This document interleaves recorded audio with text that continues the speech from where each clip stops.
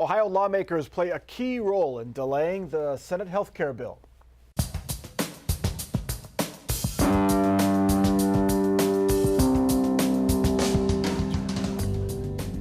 Joining us on Columbus on the Record this week, Ann Fisher, host of All Sides with Ann Fisher on 89.7 NPR News. Jim Siegel, State House reporter for the Columbus Dispatch. Bob Clegg, Republican strategist, and Janetta King of Innovation Ohio. As Speaker Paul Ryan once said, Obamacare remains the law of the land for the foreseeable future. Well, at least for the holiday weekend anyway. Lacking GOP support, Republicans killed the Senate health care plan for now, and a key opponent turned out to be Rob Portman, who this week said for months he has engaged with his colleagues on solutions that he believes are necessary to ensure that we improve our healthcare system and better combat this opioid epidemic. Unfortunately, the Senate draft falls short, and therefore he cannot support the bill in its current form. Now, his timing was a little off. His office released that statement after the bill has been pulled, but Politico reports Portman got feisty in private meetings, and his opposition helped convince other moderate Republicans to oppose the bill as well. And Fisher, Rob Portman has been saying, I want to repeal Obamacare since Obamacare was enacted. Surprised that he was that strong in his opposition to this plan? Well, he's wanted to repeal and replace. Yeah. And this replacement is, I think, what doesn't work for him. Plus, you know, since Obamacare was enacted back in 2014, 2010 for some of the provisions, but 2014 altogether, there has been this huge opioid crisis, and it is significant, and it's going to cost billions upon billions of dollars, and nobody's even sure how it's going to work, and cutting it off at the knees in the way that Portman's concerned about isn't going to get there. Jim Siegel, you had been looking at the polls. The AMA and a Republican polling group show that 14% of Ohioans want to see Medicaid cut. That's a pretty low number. Yeah, and I think nationally the favorability for this bill is somewhere around 12 to 27%. I mean, when Fox News poll can only get you to 27%, I think you've probably got some issues on a national scale. And frankly, it's not surprising. I mean, where is the political salesmanship of this bill? Where is the, you know, it was drafted in secret, rolled out. You haven't seen senators on TV defending the policy. The president, I don't feel like even knows what's in it. He's talking at a 10,000-foot level. You know, it's just not being sold to the public. So the public's not buying in, and I'm not sure they would anyway, because like you said, I don't know that Medicaid cut is a tough sell. But there are arguments to make on cutting Medicaid too that can be made about cost and the type of care you get and things. We're not seeing that being made either. Is this harder than Republicans expected it to be, Bob? No, because remember, I think Republicans realized they were hoping for the U.S. Supreme Court to shut it down before it ever took effect. I think Republicans always knew once something like this takes effect, it's almost nearly impossible to take it away. And I think they're finding that out. This is a political problem that the Democrats had with it, and the Republicans should have learned some lessons there. I mean, when Nancy Pelosi said they were going to have to pass the bill before you would know what is in it, that should have told Republicans, well, we should be more transparent on it. They didn't think that.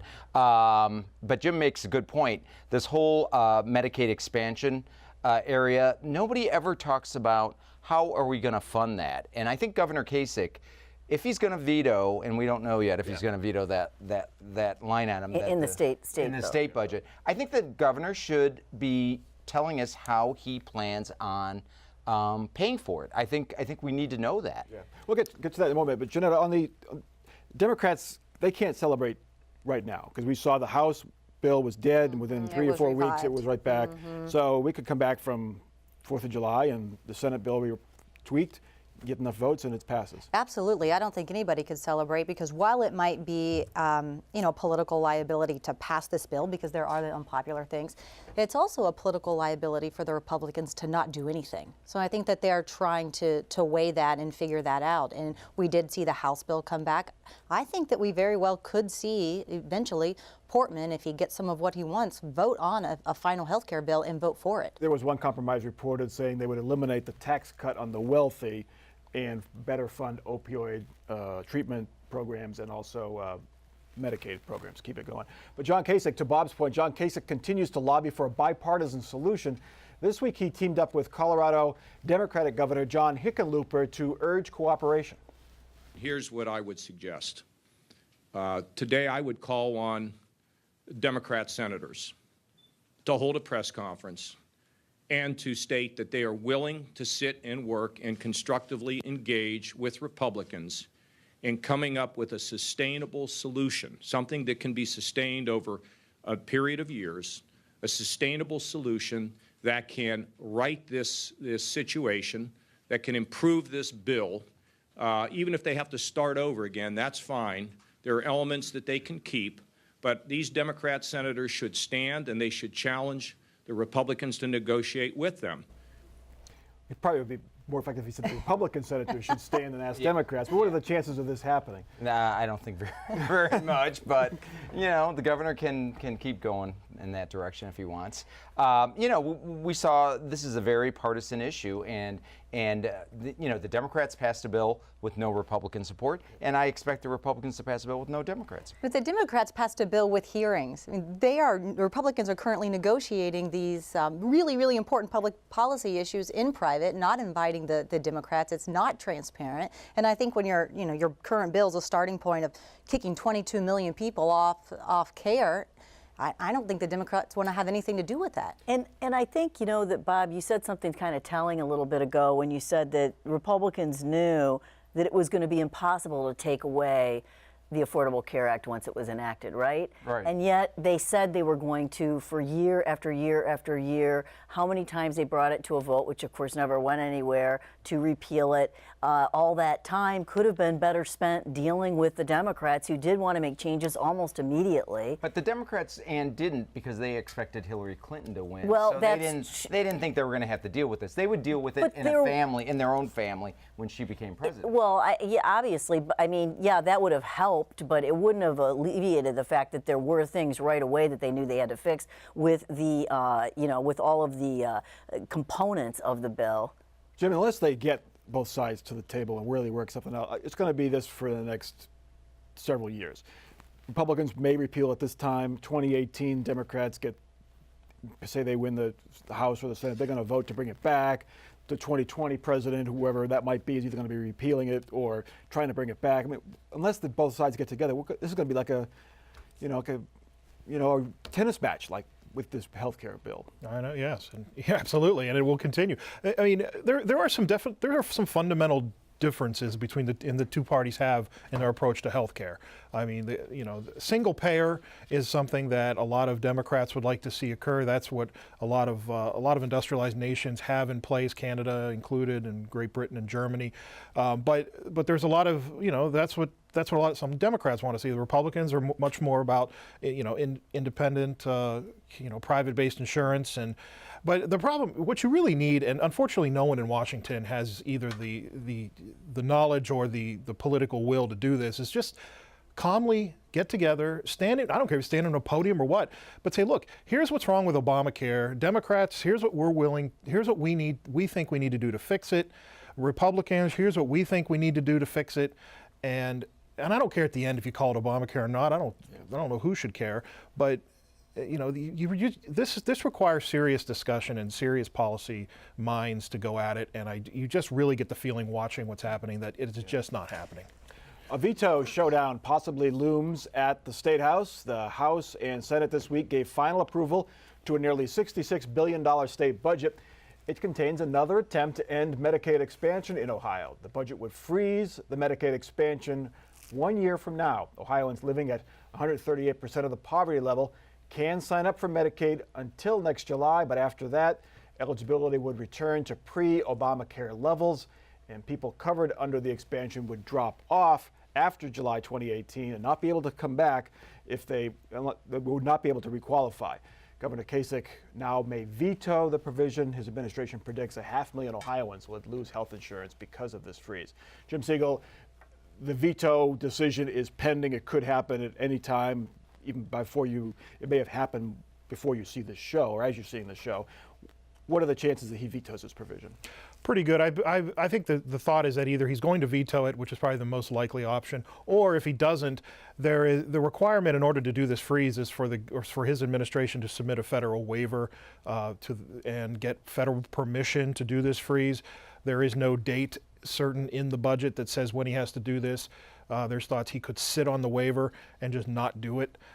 So. I mean, I don't expect that's the route he'll take, but it is a possible route. I do think one of those two options is possible.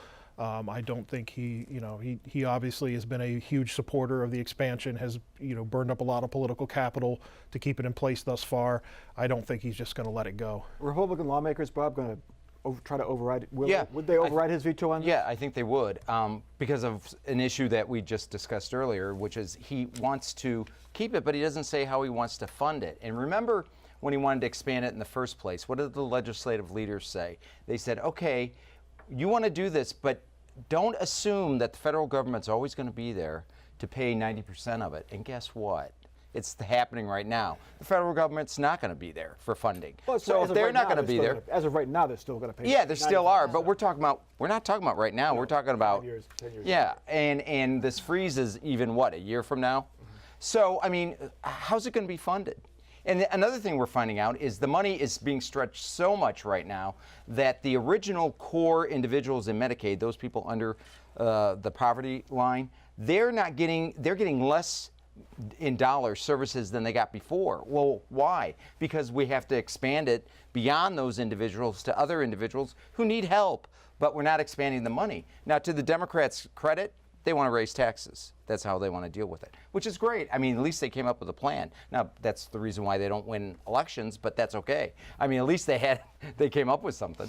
So I think that he will veto it. I do not think that they will override the veto. If they really wanted to make this veto-proof, all they had to do is show some savings for it, and then Governor Kasich couldn't veto it because the budget would be out of balance. I think this was all greased before. The Republican legislature made their point. Governor Kasich hopefully will do the right thing. There are two other Medicaid provisions, though, in here that he probably won't veto, and that is a work requirement and new requirements for premiums. Those two things will have a big impact on who can get the Medicaid dollars. So I think that there are still things to watch here under Medicaid. What is the long-term solution to the funding issue? Because even paying 5 or 10% of the Medicaid bill is going to become expensive for the state of Ohio. At some point, the state has to pay for it. Yeah, I think the state does have to pay for it. And, the state has made decisions over the last couple of years to give tax breaks to very, very wealthy people who are not creating jobs. I think, Jim, you did a really interesting article on this, the pass-through tax, where there's about $1 billion a year in a new tax break, and we can close that loophole, have $1 billion to invest in not just Medicaid, education, opioid crisis, all of those things that Ohio's communities are really needing, and instead we're funding this loophole. I think it really comes down to the fundamental conversation that I just feel like has still never been had at the federal or the state level, which is is there a right to have health care in this country? And the way it's being legislated now tells me very clearly, no, there's no right to health care in this country. You have to meet all these certain kinds of, all these hurdles you have to make. And so that's the conversation. Until we have that conversation, and I don't think we ever really have, I don't know see how they're going to go forward. And another part of that conversation is the fact that we never discuss that if we want to expand coverage to individuals that can't afford it and should have coverage, then it's going to cost something. And it's going to cost individuals that already have health care in higher premiums, and it's going to mean taxpayers have to pay more in taxes. I mean, that is a basic part of this that's never discussed. In fact, President Obama, to get this passed through Congress, actually went the opposite way and said, your premiums are actually going to go down. Well, we know basic economics, that's not going to happen, and sure enough, it didn't. But they won't even discuss that because I think politicians are afraid that when it gets right down to it, if people had to make that decision to whether they wanted to pay for it or not, they would say no. I don't know if they would, because but you're stopping at that point, and I think that we have to go beyond that and say, well, if you do pay for it, what are the larger societal gains by having it covered? And that this could reduce expenses down there. I mean, there's a lot, it's complicated. One way we can help with this conversation I think we should have a ballot issue on, do we want to expand Medicaid? And if so, how do we want to pay for it? And I think we should let the people of Ohio make that decision. Is that ever proposed, Jim? Not that I'm aware of, but I mean, it's a fundamental, again, another fundamental debate that we're going to continue to have. How much can we actually continue to spend as a government to pay for all these folks to have insurance? And that's something you're going to have to try to figure out. But I will say that we're trying to get out of Medicaid expansion now when the federal government is picking up 95% of the cost. I understand the arguments that they could drop that, and if they drop it to 60%, that's like $1.6 billion that we would have to pick up. But that hasn't happened yet. And if they wanted to drop, if they wanted to, Republicans control the world at the State House. If they wanted to, if the federal government suddenly dropped their share, the State House could react very quickly and get out then. But I mean, that's where there's a lot more politics to this than just policy. All right. Ohio prisons are overcrowded, and state officials for the past several years have tried to find ways to reduce that population. A new proposal takes that thinking to a whole new level. As first reported by the Columbus Dispatch, a committee looking at the state's criminal justice system recommends the state automatically release inmates if the statewide population hits 47,000. Officials wouldn't just throw open the gates. The parole board would have a month to select the least dangerous and most worthy inmates to release. Franklin County Prosecutor Ron O'Brien, though, opposes the plan, telling the Dispatch it would be like Bastille Day every day. Bob Clegg, Yeah. what do you make of this plan? Well, I mean, it is a nice stick. I mean, it's a big problem, okay, and I applaud the committee for trying to address it. But I happen to agree with our county prosecutor here in Franklin County, Ron O'Brien. I mean, I think we start down a slippery slope when we try to find the least dangerous, most worthy individuals Good to be behavior let in the go. prison, that's what I'm Yeah, I mean, and we're going to give them a month to make that kind of decision, and we could have as many as 500 released per month. Yeah, we're 3,000 over that cap right now. Yeah, and they can do no more than 500 a month.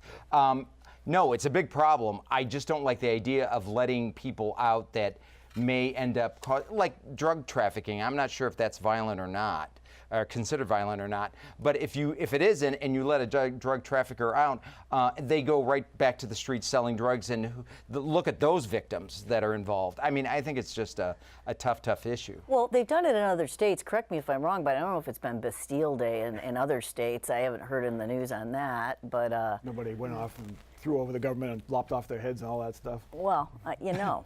Not yet, anyway. I doubt it's something we'll see coming through the legislature anytime soon. Anyway. It's just not politically viable. But something that is in the budget bill is providing more resources and alternatives on the front end for low-level offenders to be able to do diversion programs, supporting counties to do that, to hopefully not get to these numbers in the future. And that's probably a much more sound public policy solution. Jim, is the tone at the State House, for a while there was a lot of talk about getting low-level, nonviolent offenders out of prison, trying to reduce the population. But lately I see more rhetoric that, no, we need to lock it up and throw away the key. There's pendulum swings. I think we have gone away from more of the mandatory sentencing. I think we're still not going back to that yet. But in terms of softening crime, that's never really considered a real popular position to take, so they don't take it very often. But this almost kind of relates somehow in a way to the way we're looking at healthcare too. Yeah, you want to put all these bad guys in prison, you got to pay for it. We're 20% over capacity right now in our prisons, and the prison director is beyond frustrated right now about it. As Janetta said, there's this diversion program that's in the budget. It's only for 10 counties, though, and Ron O'Brien, the Franklin County prosecutor, just sent another letter today saying that's not constitutional. And he may have a point. The law can't, under the law, you have to treat everyone equal. If I get sentenced in Franklin County, I may go to diversion, but if I get sentenced in Licking County, I may end up in prison because they're not part of the 10 counties that are. But that's already an issue. I mean, they're just creating a thing. That's already if you have death penalty specs in one county, you might get the death penalty. In another county, you might not. That's a judgment call, that's not laid out in the law. Yeah. But it happens. I think that's the argument. Yeah. That's the other thing. If, say you had this cap, theoretically, it would force folks to, look at sentencing more carefully. But one judge in one city is not going to say, well, we're going to hit the cap next year, so I better go easier on this guy. And another judge in another county is going to throw him in anyway. I mean, Well, remember, our judges are elected, so they have a political perspective that they have to live by. And I think every judge's nightmare is they let somebody off who then goes off and kills somebody. And it's sort of like doctors with malpractice insurance. Only judges don't have judicial practice insurance. Well, it did happen up in, I want to say around Newark. I mean, that's exactly what happened. And it happens. It's going to happen. Somebody gets out of jail, they're going to recommit. But a lot of times they don't, and the question is, in those diversion, those kind of programs at the outset, is there some way to mitigate the impact of prison on people who might not offend again? Okay. Speaking of radical solutions, across Ohio, 911 drug overdose calls are straining law enforcement and emergency crews that administer Narcan or naloxone. That's the drug used to revive overdose victims. In many cases, crews revive the same overdose victims again and again. Police in Dayton say they have revived one man 20 times with naloxone. To combat the crisis in Middletown, a city council member there proposes a controversial 3 strikes rule. Overdose twice, and the victims have to do community service to pay back the roughly $1,000 it costs to send paramedics to the scene. But on that 3rd overdose, if the person has not done the community service, EMS won't show up. Janetta King, again, a radical solution, but does it have any merit at all? So I'm going to give this local elected official the benefit of the doubt. I'm going to assume that he really doesn't want this to happen, but this is a cry for help. Because since 2008, overdoses have increased 600% in Ohio. And so for the folks on the front lines, the EMS workers, the folks who are trying to figure out how to fund the medicine that revives these folks who overdose, it is a strain, and they are scrambling, and they don't see an end in sight. So hopefully he put this on the table to get more attention to the issue. One of the things that that is going to be impacted by treatment here is the Medicaid conversation, because 50% of the meds that we administer for treatment in Ohio are paid for by Medicaid. So there has to be public policy solutions. As we're looking at Medicaid, we have to look at the opioid crisis, take this holistically, our criminal justice system, it all plays together. Refusing Narcan, Jim, it's a radical move, but it's being talked about. I mean, the Dispatch did a story last week that it's a minority, but it's not a tiny minority. No, saying, you shouldn't do this. Yeah, compassion fatigue is kind of what it's referred to as. I mean, how many times are you going to save the same person over and over again and use public resources to do so? I can tell you, I have talked to legislators privately who have said this is something that maybe we should start talking about. This limiting of help. Yeah. Now it's. No one's thought it through a whole lot, so I don't think it's anywhere close to being come up as a discussion. But it is not an unheard of idea, but people a lot of people will say, well, where does it end? Yeah. And what does that show a lack of understanding for how the brain changes when you get addicted? And these people aren't overdosing over and over again because they just don't care. It's because they're addicted and they can't help it. And so do you give CPR to a person who's obese and doesn't take care of themselves or eats terribly and doesn't exercise? I agree. I don't think that we should be putting our EMS or law enforcement people in that kind of a situation where they have to make a decision, or maybe they don't even have a decision. They're told you can't do that. Well, no, you can't. You can't. I mean, I like to think I'm a pro-life person, so I mean, why would you be for something like that? But it is a problem. Maybe we do something about forcing individuals after so many times to go into treatment. But if you force somebody into treatment, I mean, the efficacy rates are so low at that. I mean, it's super complicated, and even if you did force everybody into treatment, we don't have enough beds as it is. And 72-hour treatment things are not working with this. It's 28 days minimum, and we simply don't have enough beds in Ohio, not to mention the rest of the country. Quickly, what about the argument that if you are addicted, it's almost a reverse incentive to get help because Narcan can save you? That argument's being made too. And the fact that once you as long as we're saving drug addicts, they produce more drug addicts because people around them get addicted to drugs. And I don't know terribly much about it. I do know that the Columbus Division of Fire said that they used Narcan 316 times in May, more than twice as much as they used in May of 2016. Unbelievable. All right, let's get to our off-the-record parting shots. Janetta King, you're up first. I'm actually going to do a feel-good one. I want to say congratulations to the 5 Central Ohio men who were part of a relay team that just swam the English Channel to mark the 100th anniversary of the U.S. troops entering World War I, because one of them was my husband. So congratulations. Great, congratulations. Bob. We're talking about it here in Ohio and our budget situation, the problems and everything. We have to remember things could be much worse. The state of Illinois is facing potential bankruptcy, and their bond rating was going to go down to junk level, which it can't get any lower than that. So there are a lot of states out there that are not in anywhere as good a shape as Ohio. Jim. I'll predict that there will be veto overrides that come out over the next 2 weeks.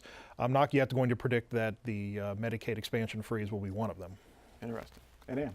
And another sort of feel-good thing, but it goes to the opioid idea, the idea of not saving people when they're dying in an overdose, and that goes to Kimber Perfect, communications director down at City Hall for the mayor. She just honored the 4 or 5 firefighters and EMT people that saved her life recently, and you wouldn't want to have anyone put in the position, I think, of having to make that decision. They prefer to save lives. Okay.